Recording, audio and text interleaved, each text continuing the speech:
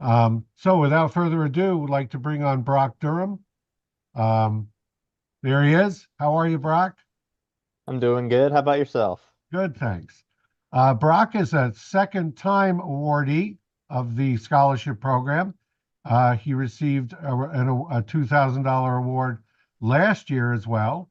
Brock is going to be a senior at the Citadel, and there are some just remarkable stories and things that he's done already as a young modeler. So we'll get into that in a second. But Brock, why don't you tell folks about your field of study at the Citadel and what you plan on doing after next year when you graduate? So, I'm going into my senior year at the Citadel and I'm studying civil engineering. So, my joke is a lot with my classmates that I love dirt.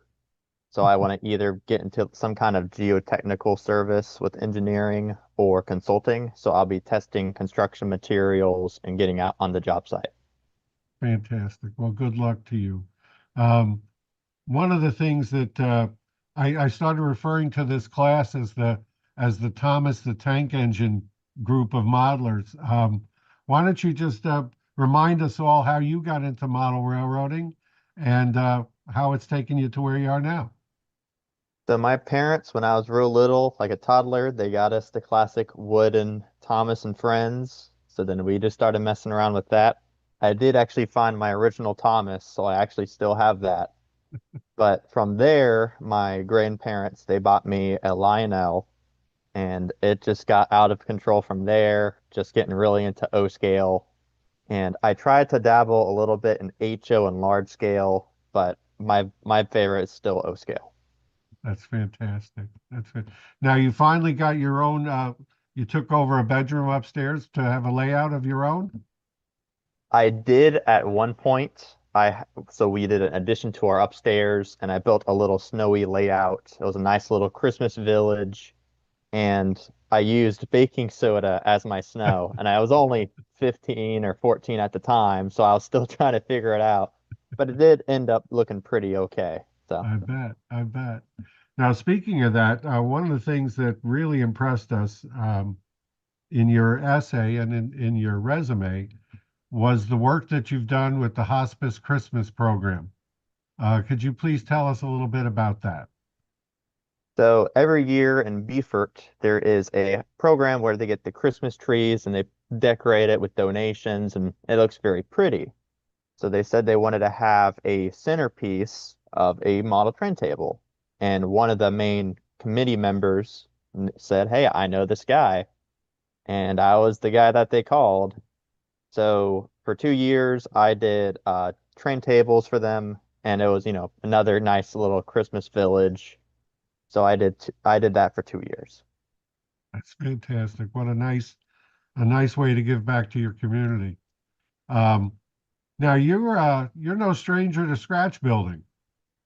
Nope. Not only in well, we'll get to the live steam in a minute, but why don't you tell us about some of the projects that you've done in terms of your scratch building?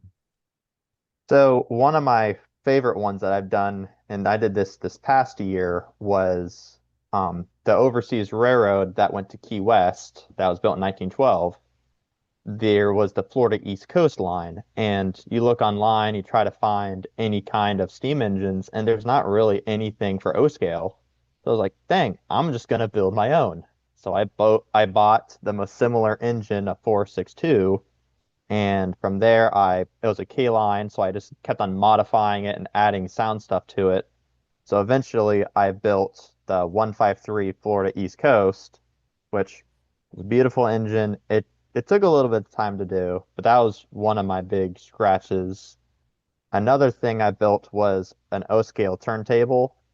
The problem is they're so expensive with a lot of stuff in this hobby, and I'm in college, I don't have that much money. So I said, fine, I'll build it myself. So I got some random motors, I got a little control system, random plywood that I found, fast track, and I managed to build it for around $200. So it works. I can use a little remote to turn it however I want. I can turn on and off each individual terminal, so I can have it lay out conventional if I truly wanted to. So it's just one of those things that it is pretty neat to see. Absolutely. And tell us a little bit about Back to the Future, because I Yeah, love I that model. did. I had a very big Back to the Future phase where I was just obsessed with time travel. And in the third movie, there is a scene where the DeLorean cannot get up to 88 miles per hour. So in 1885, the only way to do that is a steam engine. So I managed to also scratch build a the Central Pacific 131 that was in the movie, and I bought a little DeLorean that also would fit right on the tracks. But I made that one as around 15 or so. That's wonderful. Yeah, that's a great model. Um, and one of the things that I'll be honest, we've only seen from you was your live Steam project. So tell us a little about that. After my freshman year in college, I was walking around downtown with one of my buddies, and we went into a store that was just, selling random stuff. And he said, "Hey, look at that wooden steam engine under the table." And I walked up to him like, "That doesn't look wooden." And I realized, holy crap, this is a live steam engine. And it's around 7 feet long. And I was just like, I have to have this. So I kept on bartering with the dude and pestering him, and I got it for around $400. So it was a steal. And ever since then, I've been working on it, but it's old. So I mean, it's been taking a lot of time to get it up and running. And finally, recently, the wheels are starting to turn on their own. It's finally starting to come together. Well, that's it. Hang in there. None of us have completed projects overnight, so that's great. That's great. So one of the things we've been asking our awardees is, your opinion of the state of modeling of the industry. What are you most excited about? What do you think the industry as a whole can do better to attract younger modelers to it? What keeps you involved in modeling? I mean, definitely when people are younger, I mean, you heard the Thomas and Friends. The young kids get latched onto that and they love it. Lots of young kids, when they're in their ages 4 to 6, they absolutely love trains. But then they eventually mature out of it. But think about Legos. Some adults grow up playing Legos and they still play with Legos. So it's just one big thing is keeping it fascinating for younger people. And one option is there is a video game called Rolling Line that I actually recently discovered. And it you can make your whole model train layout on there, and it looks pretty good.